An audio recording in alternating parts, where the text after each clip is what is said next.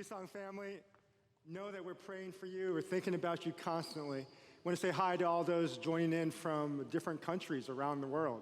I saw Nicaragua, we have Thailand, we have like Korea, we have Brazil, Mexico City, Europe. Welcome. This is for me, and I know for our team, a dream come true. Literally over 10 years ago, I was in Bangkok, and I felt I saw this vision of a small cloud rising. And I remember asking God, what is that? And then my mind immediately went to Kings, where it talks about Elijah and the context of Israel at that time. There was a famine going on, a drought. And then Elijah prayed for rain, and this cloud just rose over the sea. They said as small as like a hand. But this small cloud then came, and it dropped this torrent of rain. And that rain to me was a sign of blessing, a sign that the drought was over. I feel that that's what God's doing right now in our day. Literally, for such a time as this, we get to live out an opportunity I feel few get to see in their own lifetime. So when I thought about the circumstances of our day, it's not easy, is it? Our kids could be totally stressed out right now. They've never experienced a pandemic. I haven't myself. And also not going to school can be fun, but also the reason why it can be terrifying. You think about what happened just a couple months ago. It's Kobe Bryant's passing on, and his daughter, Gigi, and then also the others who passed away in the helicopter. That stunned not only our nation, but the world. We were put on pause, reflecting upon our own lives and the brevity of it, but also the importance of family.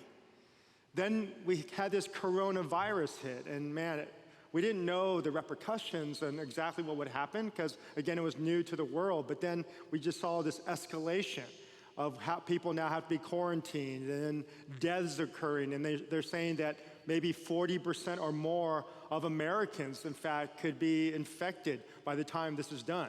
We don't know how long this is going to last. And then, if you're a sports fan, life's not good for you right now. You're thinking about, I can't go to the games. I can't even watch it on television. It's not a good scenario. And then you have to think economically. It's hitting all of our pockets.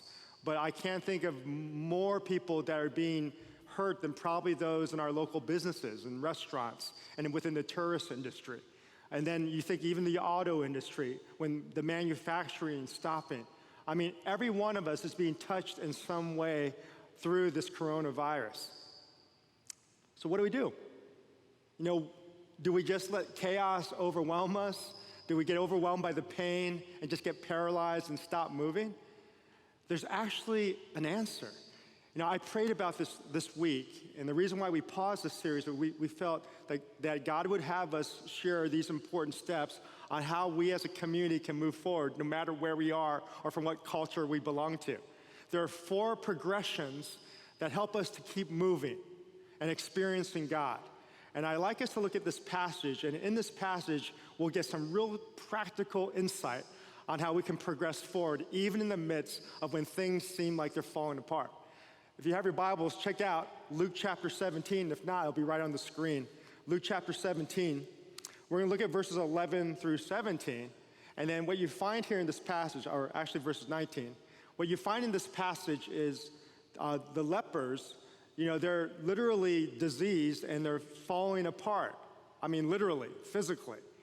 And then Jesus is not staying away from them. He's actually going to go to them and engage them. In this engagement, both from Jesus and also the lepers, we'll get the principles of how we can move it forward. Check it out, verse 11. As Jesus continued on toward Jerusalem, he reached the border between Galilee and Samaria, and we got to stop right there. He's in the margins. He's in the zone between the two countries, and he's about to enter the country no one wants to go into, because this is where the Samaritan lives, the half-breed, the half-Jew and the half-Gentile. They said, in fact, the Israelites would often, instead of taking the shortcut, making a direct line through Samaria to get to the other side, they would go around Samaria, even though it would take longer, because they didn't want to be unclean. What's Jesus doing? He's walking right into the margins. He's walking right into those who are vulnerable, the outcast, the misfit. Look at verse 12. As he entered a village there, 10 lepers stood at a distance. They had to, because they weren't allowed to get close to people. And they were crying out, "Jesus, Master, have mercy on us." He looked at them and said, "Go show yourselves to the priest." And as they went, they were cleansed of their leprosy. Now that seems really odd. I'm going to mention why in a moment, why he said to go do that. And then in verse 15, he says, one of them, when he saw that he was healed, came back to Jesus shouting, "Praise God." He fell to the ground at Jesus' feet, thanking Jesus for what he had done. This man, he was a Samaritan. And again, Luke is re-emphasizing the fact, do you realize who this is? This is like the outcast of the outcast, a person you're not supposed to hang around. And then it said in verse 17, Jesus asked this man, "Didn't I heal 10? Where are the other 9? Has no one returned to give glory to God except this foreigner?" And Jesus said to the man, "Stand up and go. Your faith has healed you." All right, 4 key progressions. 4 ways to deal with your life when the unexpected occurs or when things seem to be like falling apart. The number one thing we see with Jesus right in the very beginning of this passage is the progression of relationship. We know already from John chapter 5 that constantly Jesus was in a relationship with the Father. The Father would show him what to do and who to do it with. Jesus' actions were based upon his relationship with the Father, just like ours should be. But beyond that, you see Jesus stepping into relationship, going away from his own cultural comfort zone, and stepping amongst those who were the outcasts outside his culture, and then even beyond that, those who probably even outside maybe socioeconomically, and also those who would be considered the untouchables. Jesus would go there. What you also see is the power of relationship, even with the lepers. Often you don't think about it, you just think of the scene, Jesus told them to go, and they're gone. But my guess is the lepers need to encourage one another, even as they were walking, because they're saying, "What did Jesus say? He wants us to go to the priest? Well, we're not even healed yet." You see, they're probably even encouraging one another to finish the journey.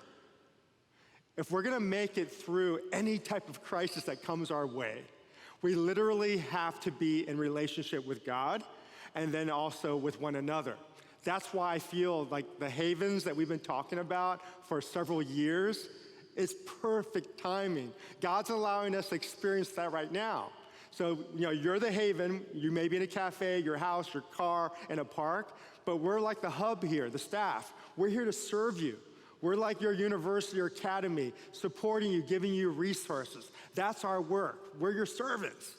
So, to me, we're living the dream. We're actually doing this where we don't have to be contained on in one building one day of the week, but every day of the week we're being havens. This is a living example. God's allowing us to practice that right now. The second progression that we see is beyond relationships to this idea of movement, that we have to go.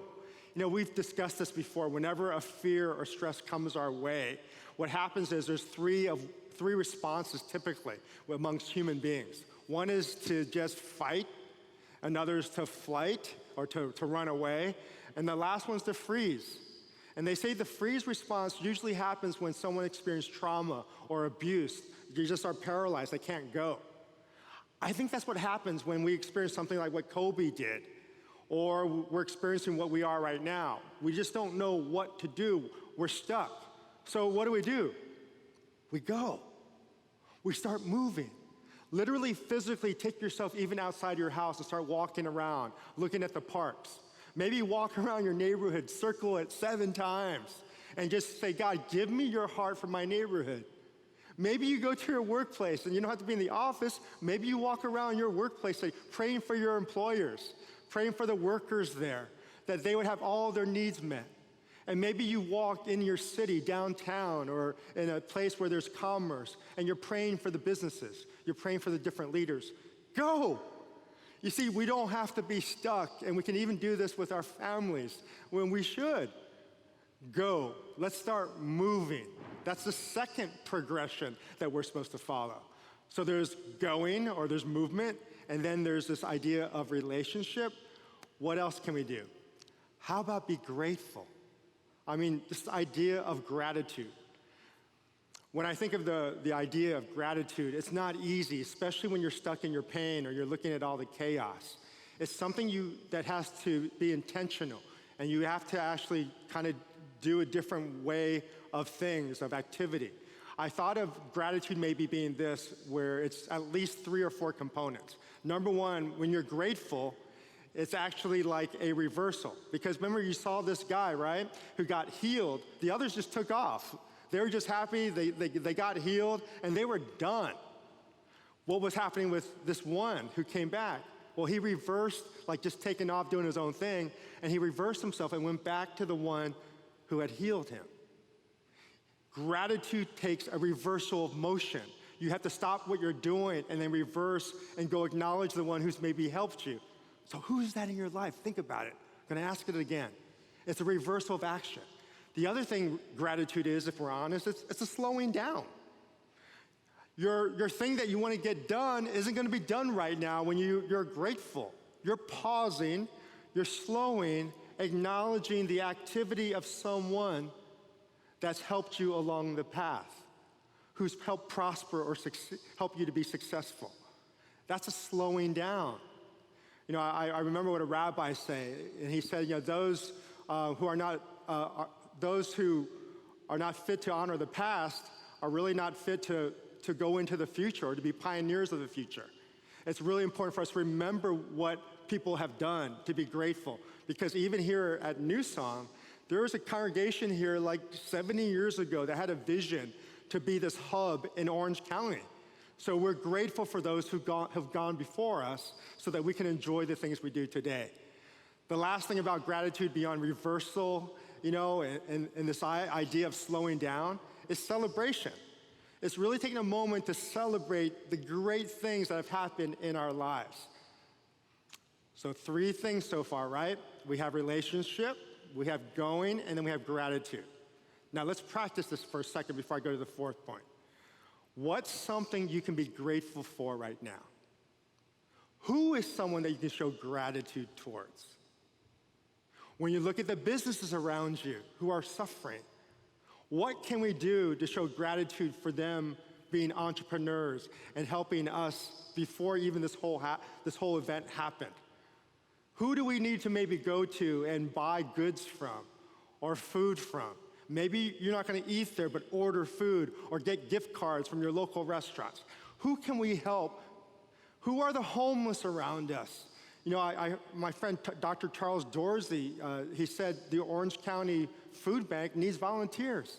I know you can also call or email Maribel Tone, maribel@toan@newsong.net, and she can let you know of ways to volunteer and to serve.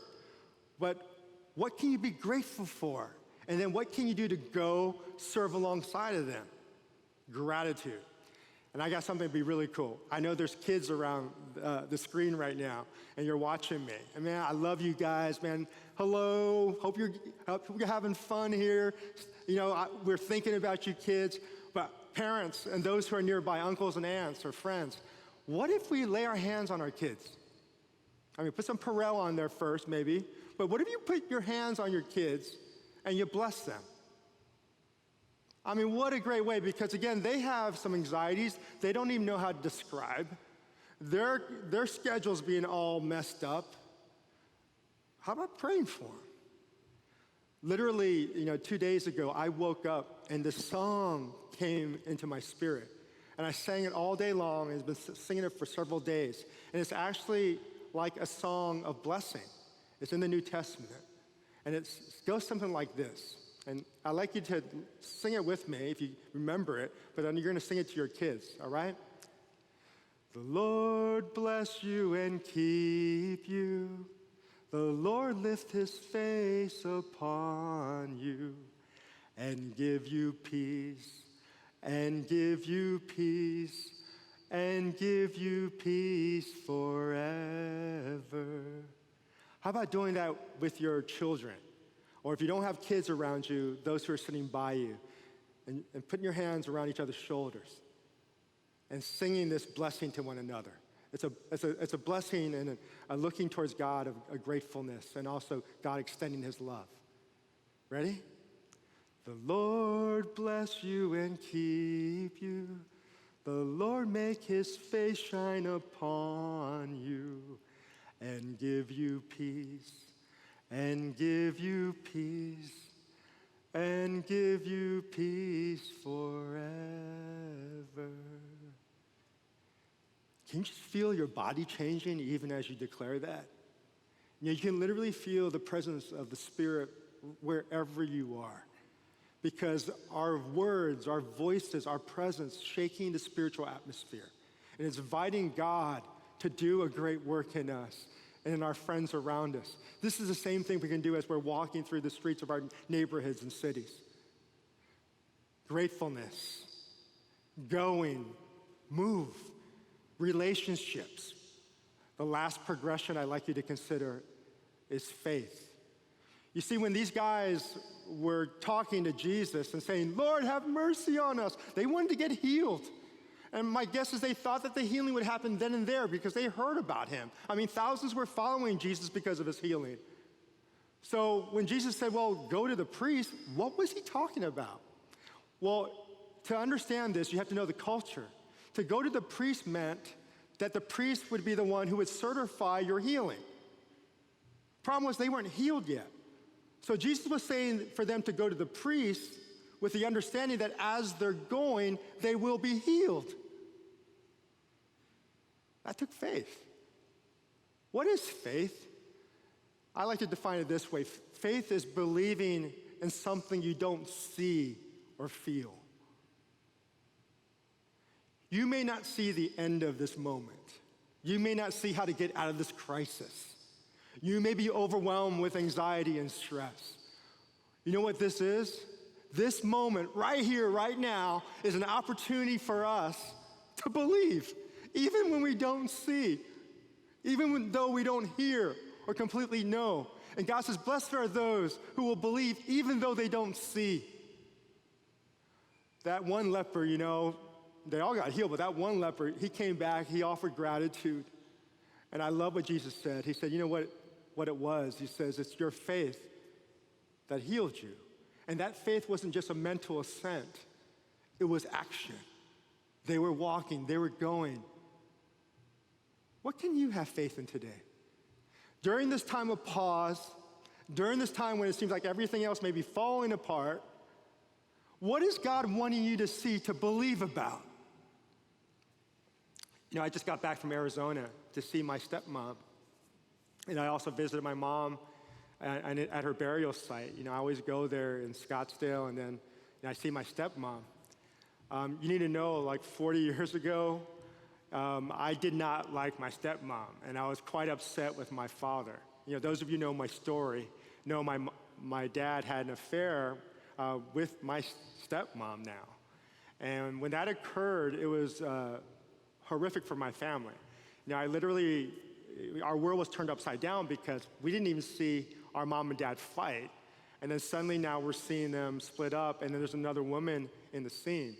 And so my dad and this new woman who'd come into our relationship circle, he went to make sure that she was accepted, and they tried to connect with me and my siblings. But I just rejected it and said, I can't do it. In fact, I always had this righteous, judgmental anger towards her.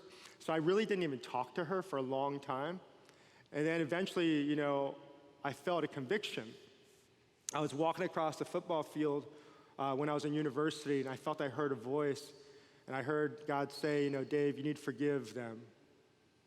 And I said, but it wouldn't be honest, though, because I don't feel it.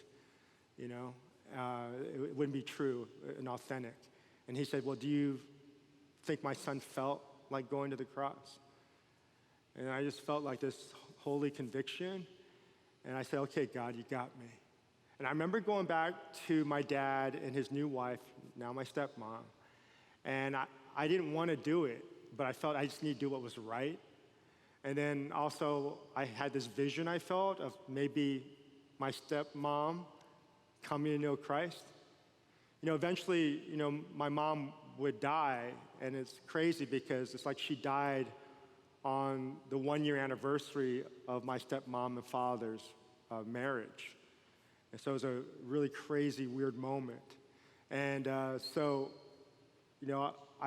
realized once my mom passed away, I said, how would she view this relationship? Like, because I was trying to be loyal to her too in the whole relationship. But how would she view it now that she's in heaven and has a heavenly perspective? And I felt she would want me to love her because she has now God's love. So I asked that. I said, God, would you give me those type of eyes of love for my stepmom and then my father? So over the course of decades, literally, God gave me a love, so much to the point now, my stepmom says, man, I'm like her own birth son, and she made me one of the executors of her estate. She trusts me even with her life. She says, I want you to make the decisions about my life if I can't. And, our relationship has grown. And what was so cool that happened this past weekend was, as I went in, because she had a stroke and, she had lost some of her memories, and she started crying as soon as she saw me. She says, Dave, thanks so much for coming. And she goes, it's so hard to lose control. And I just felt God saying, Dave, this is the time that you and your brothers have been praying that she would come to know me. And so I said, hey, Mom, I think it's really time now that we ask God to heal your mind and your body, but also heal you completely. I'd love for you to pray and, surrender to Jesus. If you're willing, and you can mean it, just pray this simple prayer. You know what happened the next 5 minutes? She bowed her head, and she asked Jesus to take over. And she asked for forgiveness of sins and forgiveness for her choices. And she asked for this complete healing of every cell of her body. That's a big turnaround from over 40 years ago. You know how it happens? It's not because of me.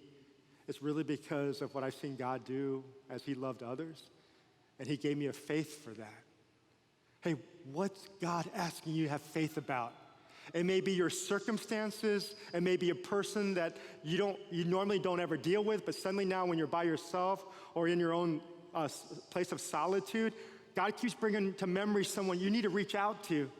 Remember, the one who doesn't forgive is the one who's still in prison. They're the ones who are still drinking the poison. My family of New Song, my friends around the world.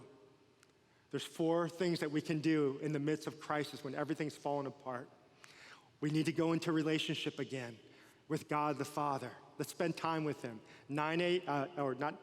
6 a.m. or when you wake up, 12, and at 6 p.m. or when the sun goes down. How about setting your alarm? I did that. Just to remind you on your phone to pray, to listen to God, to keep you in posture of slowing down. Join me almost regularly. Every day I'm going to try, but almost every day I'll be sharing with you an inspiration. Whether it's on Facebook at Dave K. Gibbons or Dave Gibbons on my Facebook is Dave Gibbons, or my Instagram, Dave K. Gibbons. Just kind of connect with me there, and I love to share more with you so that we can keep this personal. But also, please join the New Song Facebook page so we can stay in connection with you to continue to resource you. But know that, hey, we're doing this together, and we're so pumped at what God's going to do and show to us during this time. My prayer is that you will have these eyes of faith. Now, if you would, can I pray that prayer blessing for you? Just hold out your hands, all right, as we close our service together. Just open up your hands and just receive this. The Lord bless you and keep you. The Lord make his face shine upon you and give you peace, and give you peace, and give you peace forever. The Lord bless you and keep you. The Lord make his face shine upon you and give you peace, and give you peace, and give you peace forever. My friends, peace is not the absence of conflict. It's the presence of Christ. May you enjoy his presence today and in the days to come.